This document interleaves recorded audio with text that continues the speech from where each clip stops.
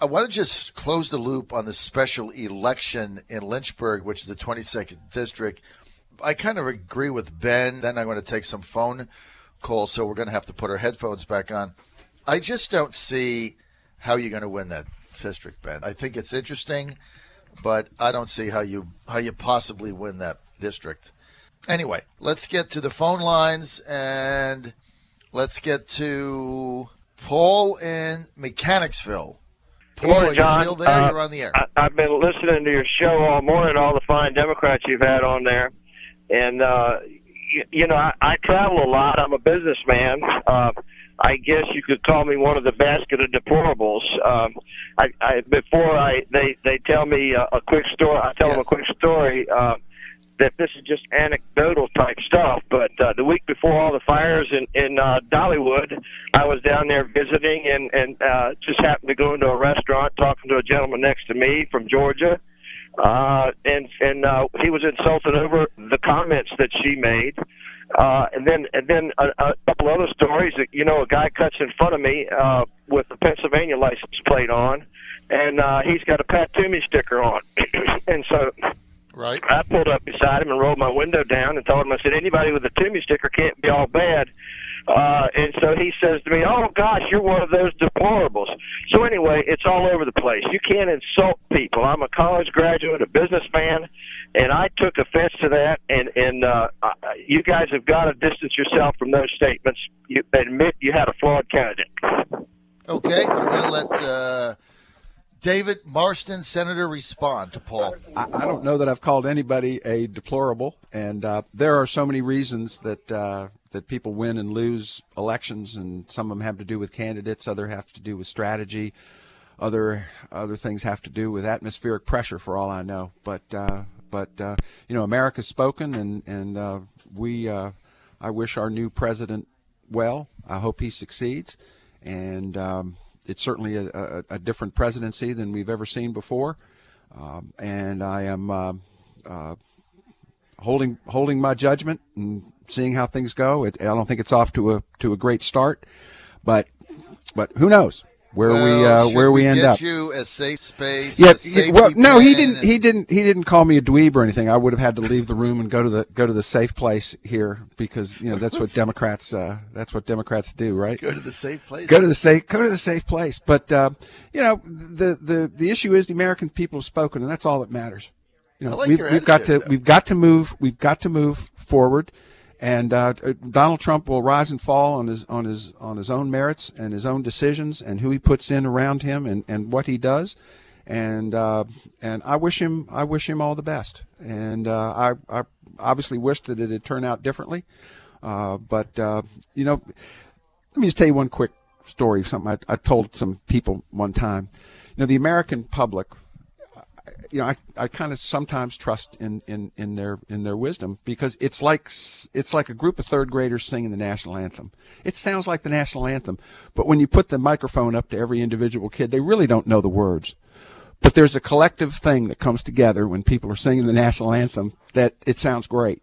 And people didn't have a lot of, I think, information or good information on what was going on in this campaign, but when the American people come together, usually they get it right, and I certainly am hoping that we've gotten it right here, and that we can make strides in this economy and improve our situation in the world. And I'm reserving judgment, and I'm a little skeptical on some of it, obviously, but let's move forward. I love your attitude, Senator. Very inspiring. You inspired me. I'm going to have to put my hat back on. I took it off for a minute.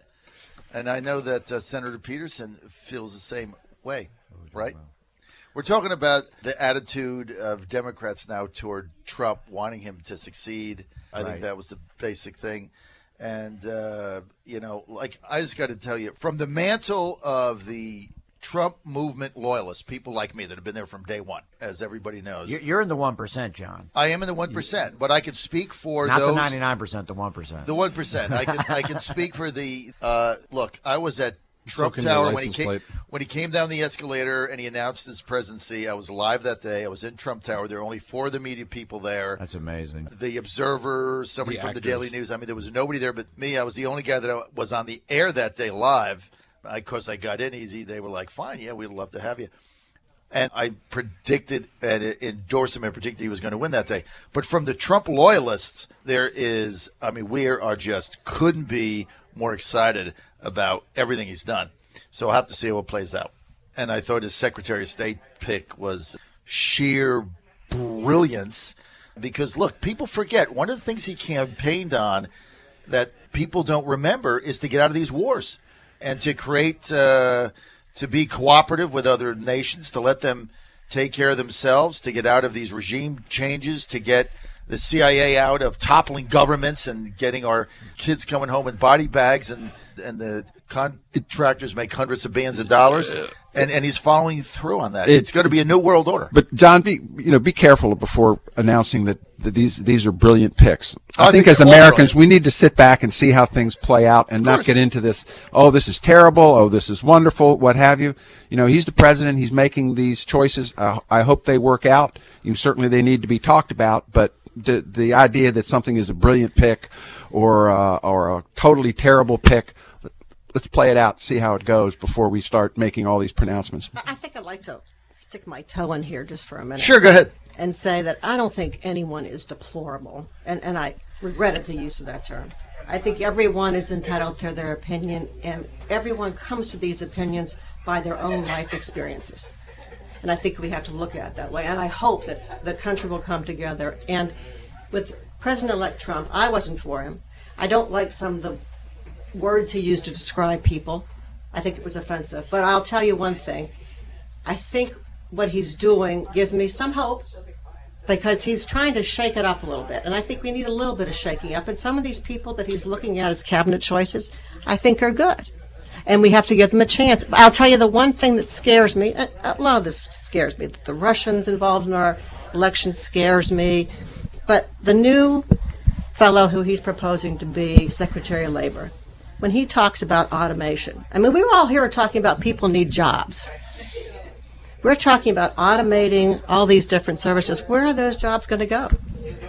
And I think we have to start thinking about that because that was part of Donald Trump's big deal. We need jobs, make America great again. Let's remember that people need to work at these jobs. We're in an agreement on that. That was the only choice he made, Susan, that I don't like at all. And it doesn't have anything to do with automation. You can't stop progress, but I'm in favor of a dramatic increase in the minimum wage. So is Trump. This guy's been fighting it forever. So, I'm suspect with that, but I'm sure he had his reasons. So that would be the one choice he made that I'm not in favor of. John, will you come down and testify for my minimum wage bill this year? Absolutely. I've got one. I'm serious. I've been fighting. Look, there is things, you all know me. I'm a Republican, but there's things I've fought for a long time. I've been thrown out of more Republican parties than you can take a stick. John, if you're going to go down and testify for this minimum wage bill, you got to tell Senator Marsden to improve it a little bit because you're going with 75 cents. No, it's $1. It's basically $1 a year to take it up to I think 11. $1 a year is more reasonable. I read somewhere that you were taking it from $7.25 to $8. No, in the first year, eventually it ends up at 11.10, and this is pretty much the approach that Stephen Fuller, who I've discussed this with, he says, take it along, and if all of a sudden it may be having some negative impact, it's pretty simple to put in a bill to stop it. I withdraw my objection. Here's the things I'll testify on for you. I'm pro an increase in the minimum wage. I am pro gay rights. I've been fighting that battle for 30 years. I want to get out of these wars. I want to get a regime changes. I think that that entire thing ought to get scaled back. And I am pro tariffs. And I'm not a Heritage Foundation Petri dish conservative. Paging Ed Fulmer. I believe in a set of tariffs so that we're not getting screwed on our jobs with labor. Other than that, I'm fine. Yeah. John, one of the things that I'm trying to push this year is the notion with the minimum wage is that we need to prime the pump. We need to prime the pump from the bottom. We've tried this trickle down thing. It just doesn't work. We've got to put money into the hands of people who will spend it. And right now, when you create an environment where the top 1 or 2% are the ones who are getting all the money, they're not reinvesting it in in their businesses and whatever. They're putting it in their pocket. They're putting it in the stock market. They're investing it overseas. We need money spent here in America if we're going to get things going, and that's what the minimum wage would do. It would, I think, set a chain of events in motion that would increase workers' pay throughout the country, and I think that's what will help government with revenue collections and get things moving. Well, Ben, here's my question on the minimum wage. If you don't believe in it, then why even have it, right? You have it for a reason, otherwise you wouldn't have it. So you have it for a reason, and so if you have it, the reason you have it is, how much is it now? $7.25? Right. Because if it was $5, companies would be paying workers $5. If it was $1.75, they'd be paying them $1.75. Right? As Chris Rock said, that's why you have it. So as if Chris you're Rock have it, then increase it. As Chris Rock says, the minimum wage basically means I'd pay you less, but the law won't let me. That's basically what it is, and that's exactly the way it works. And anybody, then for the people say, well, I'm going to pay my better employees more. Go ahead, but in the meantime, you have a minimum. And the minimum wage usually raises almost every employee's salary because everything has to go up. Everybody's up. If you weren't the minimum wage before, you don't want to suddenly become the minimum wage. So they get bumped up. The next level gets bumped up. Everyone gets a raise when the minimum wage goes up.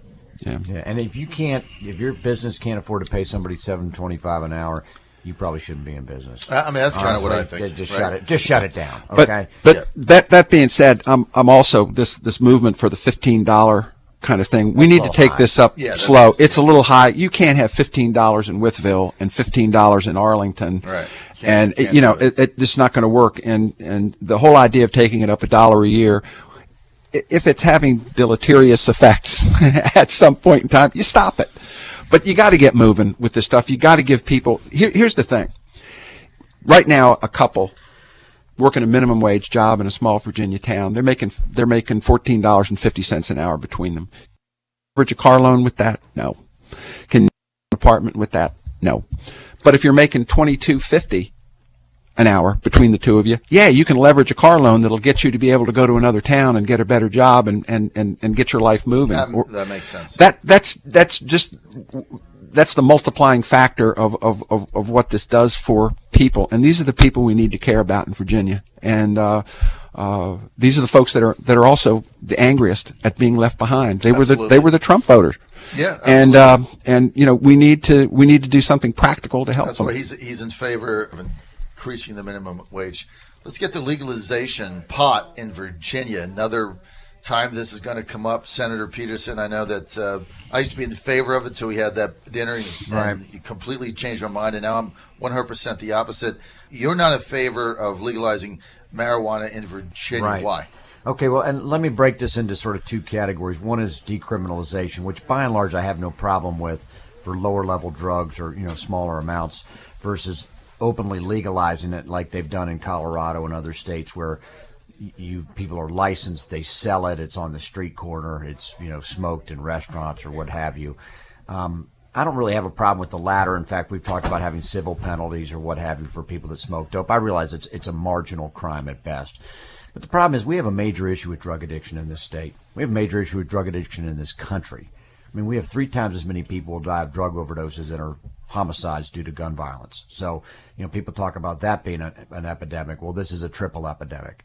And people that use drugs illegally inevitably start by smoking dope. And I'm not saying smoking dope necessarily makes you evil. It's not. I mean, listen, I went to college. Okay, I get it. But it is a gateway drug.